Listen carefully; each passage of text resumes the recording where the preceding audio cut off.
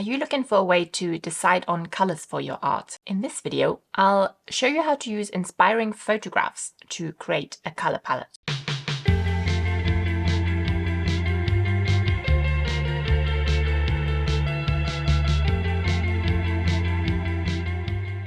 Hi there, I'm Janine. I'm an artist and I share my creative journey on this channel. I love playing with colors and putting together new combinations. One fun way to do that is to pick colors from a photo. Especially in books and publications, the colors in a photograph are very thought out, so they're a great place to inspire your colors. I'm now going to show you how I do it. I have a couple of books here that I really like and that I think I can pull some nice color palettes from.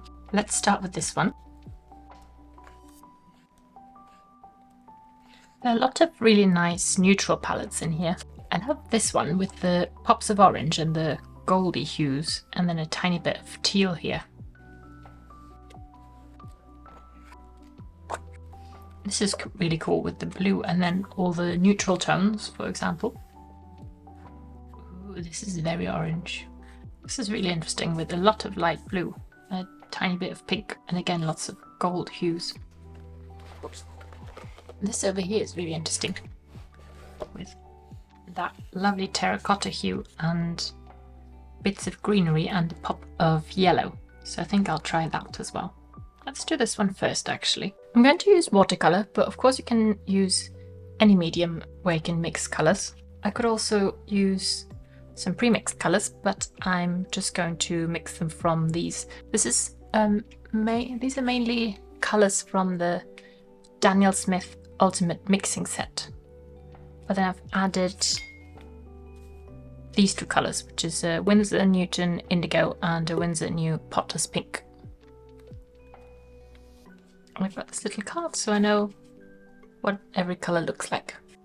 So I'm going to start with the obvious, this lovely terracotta color. And I'm trying to get quite close, but it doesn't have to be perfect, obviously. What's this? Actually, this Indian red might be quite close. Or some of the darker shades look a bit like the Indian red. These are going to be very irregular blobs, just in case you were wondering. And then the burnt sienna is also kind of like that. And then I'll also try and mix those together. It's actually very close to that. The thing obviously with watercolor, if I get a wrong color, then it'll be hard to take it off here. And then this here is almost like a bluish grey. I really like that. Might try with the, oh, I have this Jane's grey, but it's actually got a hint of green to it. So I'll start with that and maybe a touch of the Hansa yellow and a lot of water. Yeah, it's quite similar, a bit more blue. I should also write down what the colours are so I remember if I ever want to reuse them. Let me get a pencil. So this one was Jane's grey, a bit of Hansa yellow, and then lots of water, obviously. This was Indian red, burnt sienna, and Indian red plus burnt sienna. Then I'll get some of this green, but I don't really like the very bright greens. I really like the ones over here that are a bit more muted. So I'll mix the... Let's just go for it. Let's try the Phthalo, never know how to say that, Phthalo green, with some Indian red. It's actually quite a dark colour. Ooh, I like it though. It's almost like a black. I mean, it definitely works for some of the shadows here. And if I want something a little bit more green, I'll use the Hansa yellow. And then a bit of that Jane's grey. The Jane's grey, as far as I know, is ultramarine with burnt sienna. I really love mixing greens from a black and yellow. A bit darker even. I'm basically just picking colours that I like. Of course, you don't have to use all the colours. I just realised that this is basically a dark version of this one, with a bit more yellow. And then I like this yellow. I don't want to use too many different colours, so I'll use the Hansa yellow again, with a bit of the burnt sienna. Oh, that's obviously too much. Could have guessed that. Just to warm it up a little bit. Even a little bit. Maybe even a little bit warmer. It's got a lot of the pink here, but I don't think I want to include that. I like this greyish brown beige here. I think I could do something like that with a bit of the Indian red and some of the Jane's grey. Actually, I think this is too cool. I'm gonna try it with the burnt sienna instead. Yeah, that looks more like it actually. And since the Jane's grey is basically burnt sienna already with ultramarine, you could use just a touch of ultramarine with the burnt sienna. And then let's pick one more colour.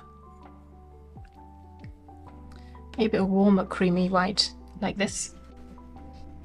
I'll try just a touch of the burnt sienna for that. Yep, that's nice. Should it be more like the... Actually, I think I might try the Indian red instead. This paper isn't great for watercolour, but this is a sketchbook where I do a lot of colour mixes, so I wanted to keep that all in one place. So that's just Indian red with a lot of water. I think that works really nice. Now let's try the other one. If you like this video, consider subscribing. I should have done this the other way around really. It's upside down now, but that doesn't really matter because I'm only looking at the colours. Now let's start with this really light goldy colour. Actually, let me wipe my palette quickly.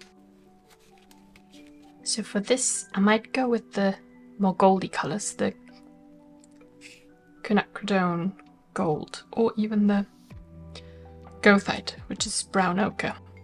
I think I'm going to go quinacridone to see if it needs something else. Might use the raw umber for that as well, because that's quite a cool colour. So I'm making it too greenish. It's not bad. Not bad.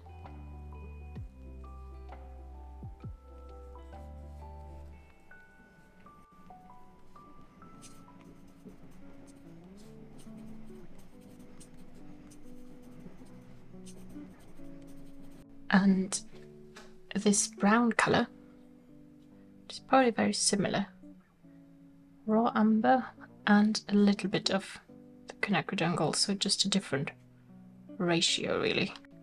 Does it need some warmth? Some more? You have some of that here, but then I might do another one.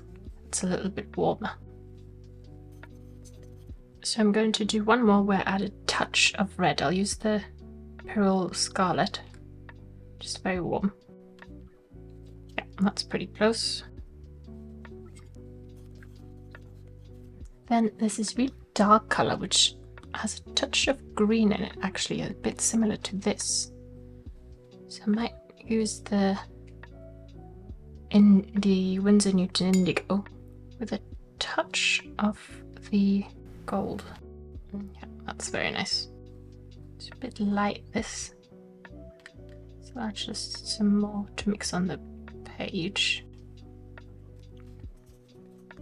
And this one looks like just a light version of that. Maybe even a touch more of the gold. Not that much. And then let's try this beautiful orange here. What colours have I used already? Pearl Scarlet and the quinacridone gold. So just go for the really bold version here. See what that looks like. It's very bold. Might add a touch of Touch of the raw umber. More of the red. That's quite good. Raw umber is a great colour for neutralising more saturated colours. And then there's some black in here. I'm really happy with those colours. I think we got most of the colours in here. All the colours I want, definitely. There's a bit of black, for example, and these shades of grey, but I don't really want to include those here. So this is a really interesting palette. I might have made one like this, but I definitely don't think I would have thought of a colour palette like this with the bright orange and then these tones and the more beige colours. I really love that, actually.